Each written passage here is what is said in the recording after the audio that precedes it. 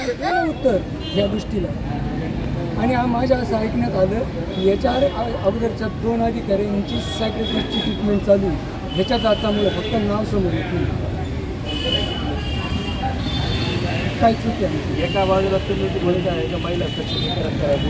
माझी मुलगी घातली या माणसाने. 2 मुली अनाथ झाल्या माझ्या नागपूर.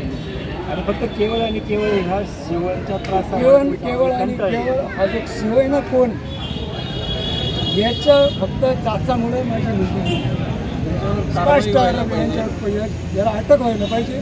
पण आता प्रशासन म्हणजे आम्ही आमच्यासाठी सामान्य माणसं कोणी ऐकणारच नाही. हा निर्णावलेलाच असणार फार तर काय होईल. पण याची ऐकलं तर 1 वर्षापूर्वी धुळ्याला बदली जायची. हा परत इथं आला का आला? माझी कन्या मयुरी राऊत महिला अधीक्षक इथे जळगावमध्ये काम करत होती. तिला कसलाही आजार नव्हता. तिचे मिस्टर इथे झेडपीला डेप्युटी CO म्हणून काम करत आहे. पण माझा असा स्पष्ट आरोप आहे की माझी मुलगी ही प्रशासनाचा बळी ठरली गेली. प्रशासनाच्या गलथानपणामुळे माझ्या मुलीचा बळी गेला. माझ्या 2 नाती रस्त्यावर आल्या. मी मुलीचा वडील पिता बोलतो मी. त्याचं कारण सांगतो. डेप्युटी CO माझे जावई तिथं काम करत गेली 3.5 वर्षापासून काम करतात. गेल्या 3 वर्षाचं 2.5 वर्षाचं काम त्यांचा उल्लेखनीय आहे. अगोदरचे जे CO होते त्यांनी शेरे मारलेली खूप कौतुकास्पद कामगिरी होती. हा 1 वर्षापूर्वी आलेला हा नवीन CO हा IAS अधिकारी मला खूप वाईट बोलूशी वाटतं त्याच्याबद्दल. पण अधिकारी आहे पण त्या लायक नाही. तो इतका टॉर्चर करायचा माझ्या जावयांना डेप्युटी COला. म्हणजे IAS ऑफिसरचा पॉवर दाखवायचा.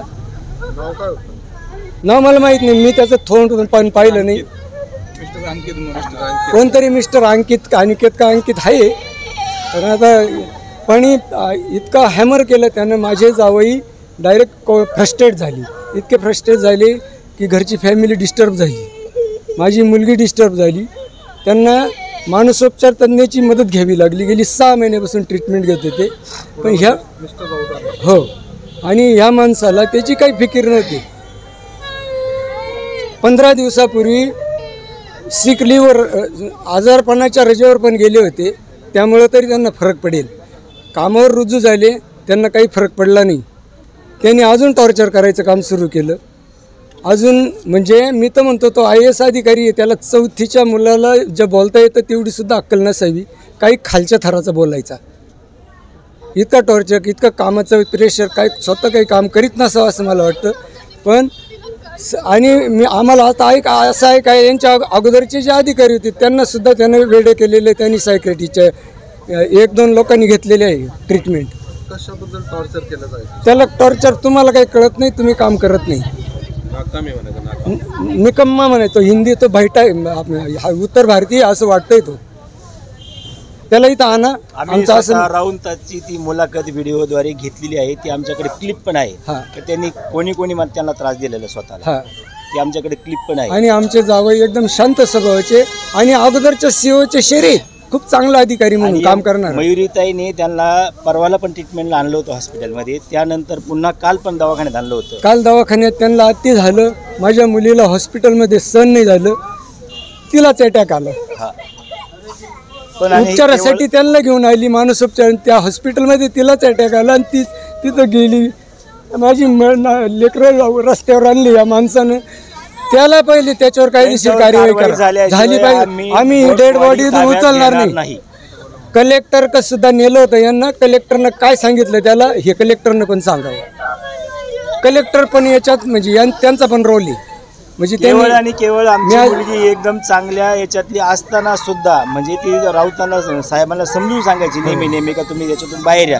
परंतु हे नेहमी ती एक अधिकारी ती काय अडाणी नव्हती. पण तिला मिस्टरांचे हाल सहन झाले नाही. आम्हाला पण सांगत होते. आता मी काय म्हणायचं. मी शेतकरी स्वतः. म्हटलं मी येतो तुमच्या साहेबांक. त्यांना त्यांच्या पाया पडतो. दर्शन कर. नका तुम्ही त्रास देऊ. आमची 400 किलोमीटर दूर राहतात आमची मुलं मुली आमच्यापासून. नाही म्हणे पप्पा तुम्ही येऊ नका. तुमचं काय तुम्ही साधी माणसं आहेत म्हणे, आमचं वरचं हाय लेवलचं काय असतं. कसं झालं, माझी मुलगी गेली हो, बळी गेला माझ्या या सीओ हरामखोर सीओमुळे. चेंज झालं हां आणि मग आईवडिलांची यादी टाकायची हां तर मग त्याच्यासाठी हां. दुसऱ्या वयात यायला लागायचं हां यायचं. हां मग काय बोलले ते कशावरून? मग त्यांनी बोललं का तुला? नाही त्यांनी सांगितलं समजून हां आणि शिव शिव ते पण सांगतात ते काय मी पण ते शिवाय देता का? कशाला बाजू घेतो रे? नाही शिवाय मयुरी तर सांगायची. नाही तो इनिफिशियंट मी कम्मा म्हटला होता हां विजिटर्स म्हटलं ना. ते काय डिपार्टमेंटचं काय म्हणे बोला बोला. काय म्हणे हा काय काय म्हणे बोला ना मोकळं. हा ना असेच भरून ठेवलेत का सगळे अशीच भरून ठेवले का? त्याच्यासारखे इफिशियंट नाही आहे.